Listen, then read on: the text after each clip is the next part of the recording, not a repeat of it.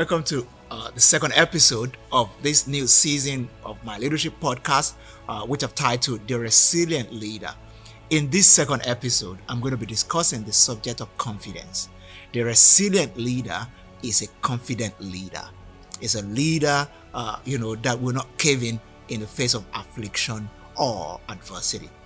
But the confidence is not baseless. So when we talk about confidence, an important quote on my mind is the quote from Socrates, which says, "The unexamined life is not worth living."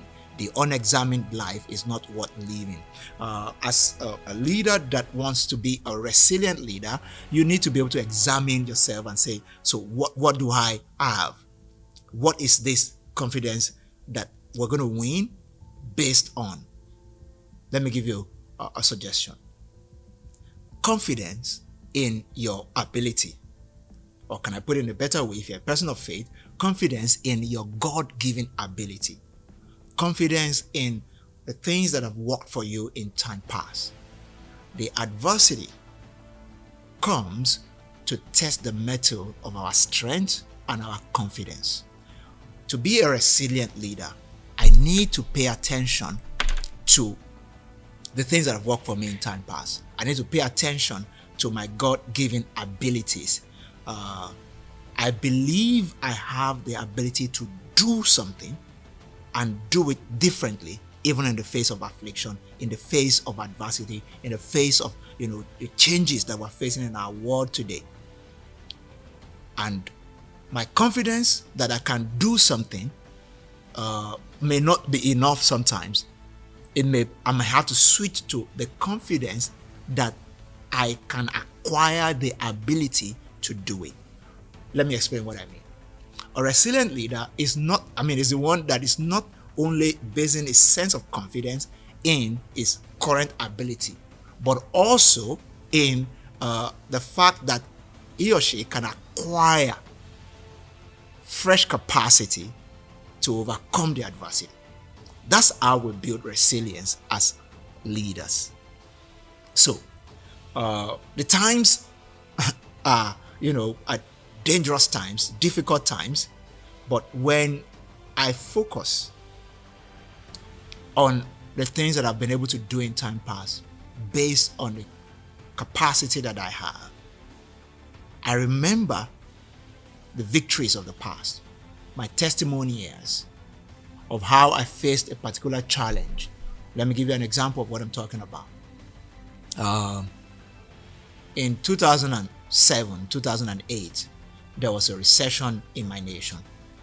And living through that recession, overcoming the financial challenges that came with it, being able to run an organization even through that recession, and planning and doing stuff and still leading through it, when I think about it, I want to believe that even if there's another recession right now, the same skill sets or the abilities that I had that helped me to overcome the adversity that came, economic adversity that came with that recession, I can still deploy the same set of abilities today, maybe with other new set of capacity or ability that I've developed over time, and I will be able to overcome this particular recession again and come stronger financially, become stronger in business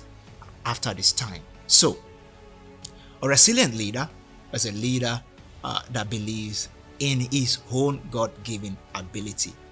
The mantra of a resilient leader is I believe I have the ability to do this. I believe I can acquire the capacity or the ability to do this. So I'm not going to turn back. I'm not going to look back. I'm going to continue to forge ahead. A resilient leader also, when you talk about confidence, also has interpersonal confidence. How do I mean?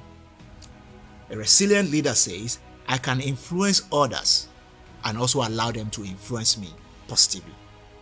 I can influence others and also allow them to influence me positively. The resilient leader is the one that really is able to speak to the ability in other people, having gotten a good understanding of his or her own ability and calling forth the king and the queen in them, getting them to understand that they have something to offer. And by that, they also develop the confidence to want to do more. Recently, I was on a golf course, about to play a round of golf with two or three other friends, and one of my friends called to say, "Look, I'm a bit delayed. I will be with you guys in 20 minutes. If you hold on and you won't tee off and just wait for me." And we decided to wait. And while we waited, I went to the range where you practice your shot, and a pro, a golf professional young man was standing close by, and he just approached and said, "Gentlemen, can I just help you, give you some tips and just some things that you can do better?" I said, "Why not? I have the next 20 minutes. My friend is not here, and the three of us were waiting for my friend to come." So he told me, "Okay, I've noticed the way you are holding your club. This is I think you should hold it like this. Take your stand like that. This is how I want you to finish your shot." And he just showed me a few things. Now, I've been playing in the same golf course for a while now, but I've never made par on 01. If you're a golfer, you understand what I'm saying. Just being able to play the right kind of shot, especially on 01. And it was my first experience doing the right thing or gaining confidence in my ability, just because a professional spoke to that ability by just letting me know, you can do this.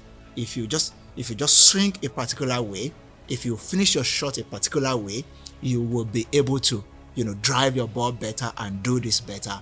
And I was so amazed when my friend came and we got on the golf course to play, and I got on 01 and we teed off, and the rest, like they say, is history. It was my best